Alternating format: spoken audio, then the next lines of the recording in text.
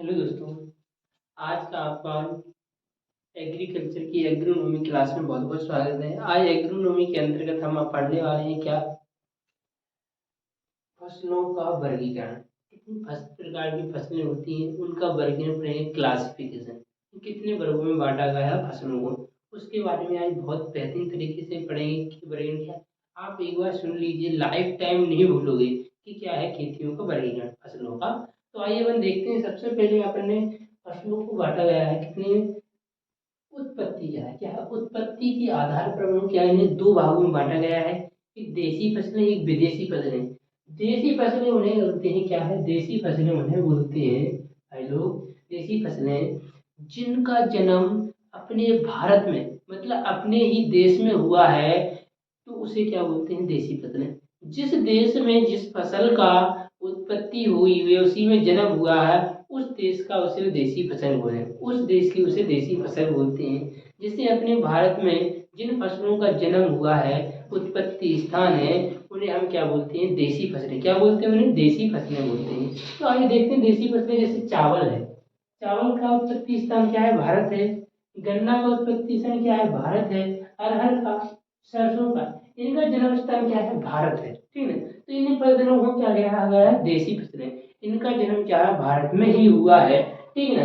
जैसे जितने, एक बात और आपको बता दें, अपना देश क्या है, एक धार्मिक देश है। क्या है, एक धार्मिक देश है।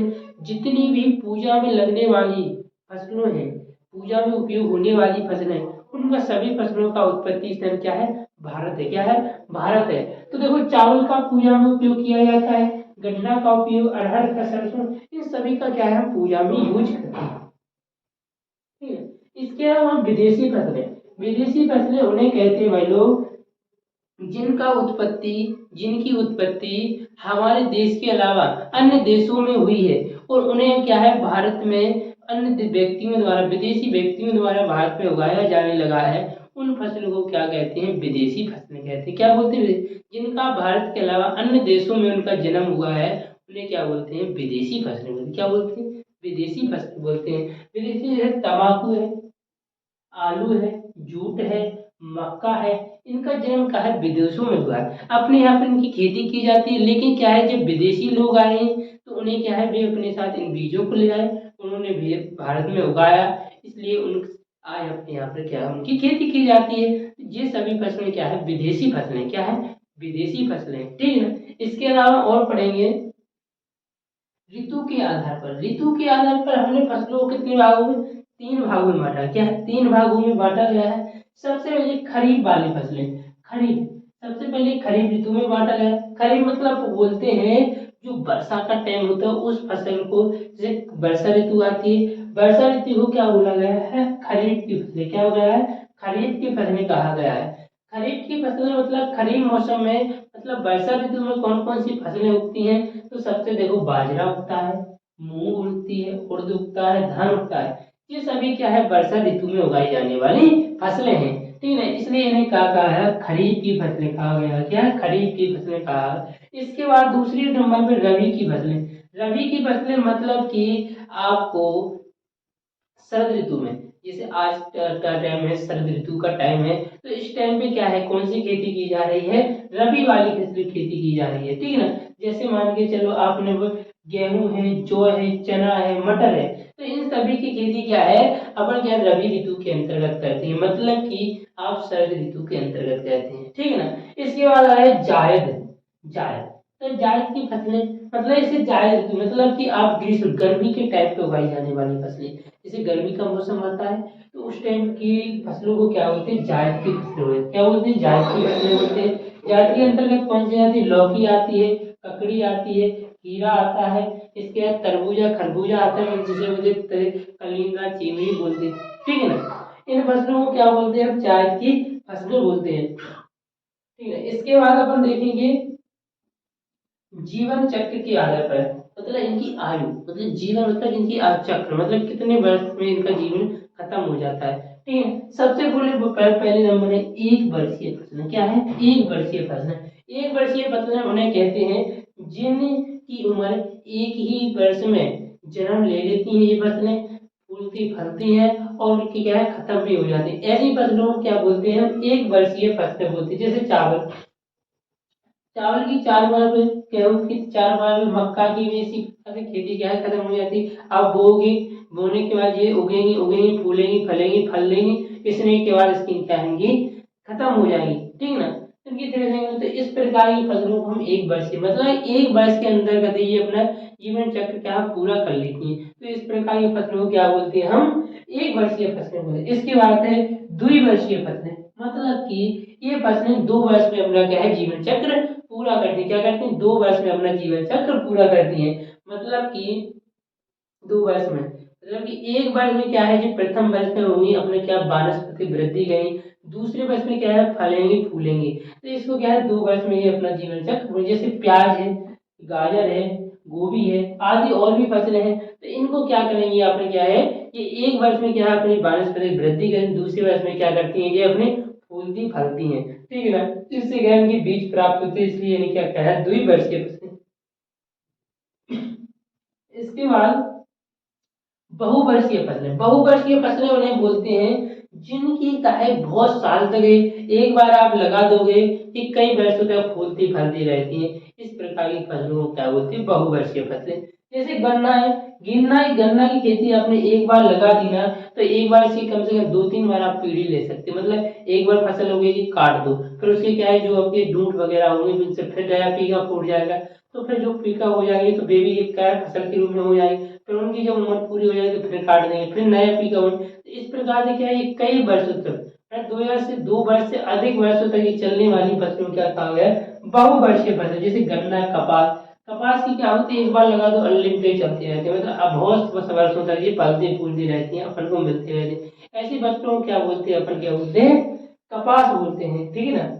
बहुवर्षीय फसलें तो आपने समझ सके होंगे, तो कौन कौन है उत्पत्ति के आधार पर, ऋतु के आधार पर, जीवन चक्र के आधार पर, इस प्रकार से अपन ज्ञान का आगे भी पढ़ेंगे ये कौन कौन से और वर्गीकरण है। तो आइए हम देखते हैं, 3 वर्गीकरण पढ़ चुके हैं, अब ये चौथा वर्गीकरण क्या है, उपयोगिता के आधार पर। क्या है, उपयोगिता के आधार पर फसलों का वर्गीकरण। उपयोगिता का मतलब कि अपन को उपयोग करना है फसलों, क्या है जिस पे जौन चीज का उपयोग जिस चीज के लिए, तो उसे क्या कहते हैं उपयोगिता के आधार पर। जैसे मान के चलो खाद्यान्न है, अपन खाद्यान्न के लिए उपयोग करते हैं उन फसलों का पढ़ेंगे, खाद्यान्न के जैसे मैंने धान फसलें, धान फसल खाद्यान्न फसलों को भी 2 वर्गों में बांटा गया। धान फसल, धान फसलें जैसे गेहूं, जो धान, ये क्या है रोटी की खाद्यान्न वाली फसलें हैं।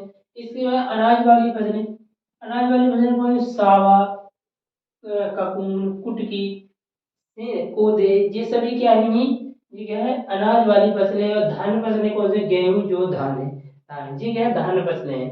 जैसे खाद्यान्न वाली फसलें ज्वारी हैं, तो फिर खाद्य में जैसे रोटी बनाने के लिए यूज करते हैं, ठीक है ना।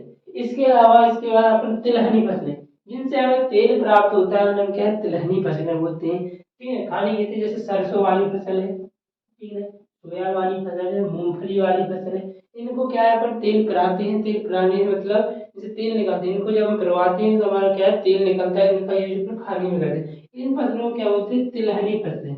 इनको पेरने से क्या निकलता है, तेल निकलता है। इसके बाद दलहनी फसलें, दलहनी फसलें, तीसरा वर्गीकरण क्या है दलहनी फसलें, मतलब कि इनके बीजों को हम जब डालते हैं तो क्या है इनके बीज क्या है 2 भागों में बट जाते हैं, इसे दालों कहते हैं, जिसे क्या कहते हैं दाल कहते हैं।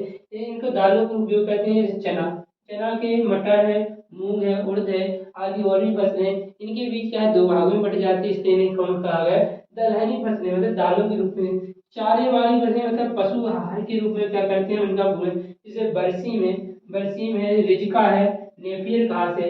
इन सभी तीनों घासों का क्या है, जैसे बरसी में रिजका है, नेपियर है, इन घासों का उपयोग हम क्या में करते हैं, पशु आहार के रूप में क्या है खेतों में बोया जाता है। खेतों में बो करने क्या डायरेक्ट अपन कि पशु को खिला देते हैं, ठीक है। इसके अलावा है पांचवी क्या है रेशेदार फसलें, पांचवा वर्गीकरण क्या है रेशेदार फसलें। इनसे क्या है इन फसलों को से बनता है रेशा प्राप्त, रेशा प्राप्त, रेशों से क्या बनता है, रस्सियां बनती हैं, कपड़े बनते हैं, तमाम चीजों के वस्त्र बनते हैं।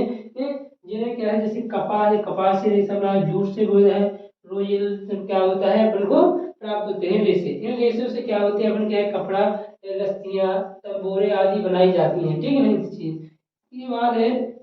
सातवां बढ़िया क्या है चीनी वाली फसल, चीनी मतलब शक्कर कहाँ से बनती है, उन फसल जैसे गन्ना वाली फसल है, चुकंदर है, इन जगह से क्या रस निकलता है, रस निकलने के बाद इनको क्या है अपन पकाते, पकाने से क्या बनती है मसाले वाली फसलें। मसाले जिनका अपन सब्जियों में उपयोग करते हैं मसाले के रूप में, जैसे मेथी है, लहसुन है, अदरक है, इसकी बहुत सारी है क्या है कि मिर्च है, इसके लहसुन है, प्याज है, आदि बहुत सारी चीजें, क्या हल्दी भी है, बहुत से जीरे वगैरह है, ये सभी क्या है मसाले वाली फसलें, इनका भी तो मसाले इसलिए कहते हैं मसाले वाली फसलें कहते हैं। इसके बाद है लास्ट में यहाँ पर पहुंच जाते हैं औषधीय फसलें। क्या है औषधीय फसलें, जानते हैं औषधि, इनका हम क्या है औषधि के रूप में, दवाई के रूप में उपयोग करते हैं, जैसे पुदीना है, अफीम है, तम्बाकू है, इनका क्या करते हैं हम औषधि के रूप में उपयोग करते हैं। क्या करते हैं औषधि के रूप में उपयोग करते हैं। इसी बाद नकदी फसलें, ये नकदी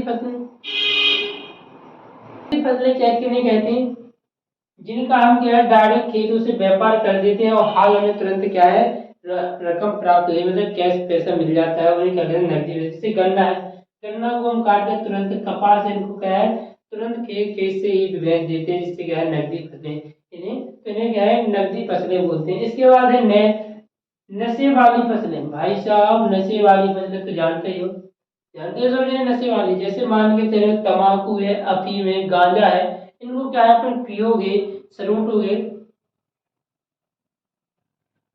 क्या अफीम है, गांजा है, तम्बाकू है, इन चीजों को क्या करोगे आप, क्या पियोगे, नशे वाली वजह से नशा चढ़ जाता है, यूं यूं आदमी घूमने लगता है, क्या यूं यूं घूमने लगता है, जब वो नशे में होता है तो किसी को गाली देने लगता है, तो ऐसे बहुत बेकार चीज है ये नशे वाली फसलें, ठीक है ना। इसके है मदरा वाली, जिससे क्या है मदरा दारू बनाई जाती है, ये मदरा वाली फसलें, जैसे आलू है, चुकंदर है, इनको क्या है सड़ा कर क्या बनते हैं, इनका क्या अपघटन क्या है सूखे अपघटन कराया जाता है, जिससे सड़कर क्या बनती है मदरा बनाई जाती है। इसके बाद कीट अपकर्षक, कीट अपकर्षक का मतलब जी बहुत ज्यादा डाउट में क्वेश्चन रहता है, इसका बहुत ज्यादा उपयोग होता है, बहुत ज्यादा ये क्या ऑप्शन में आता है क्वेश्चन, बहुत ही कीट अपकर्षक मतलब ये क्या है कीट को आने नहीं देती है पास, जैसे दूसरी फसल क्या है रक्षा करती है, क्या करती है रक्षा, जैसे मान के चलो कि भिंडी को क्या अपन किसी फसल के चारों ओर लगा देते हैं, तो उससे क्या है उस फसल पे ये भिंडी वाली फसल क्या है उसको रोक लेती है, इसलिए अपकर्षक मतलब इनके पर आकर्षित नहीं होती, अपकर्षक मतलब क्या भगाती है, क्या दूर भगो हटो, ऐसी फसलों क्या कहते हैं कीट अपकर्षक फसलें, जैसे भिंडी है,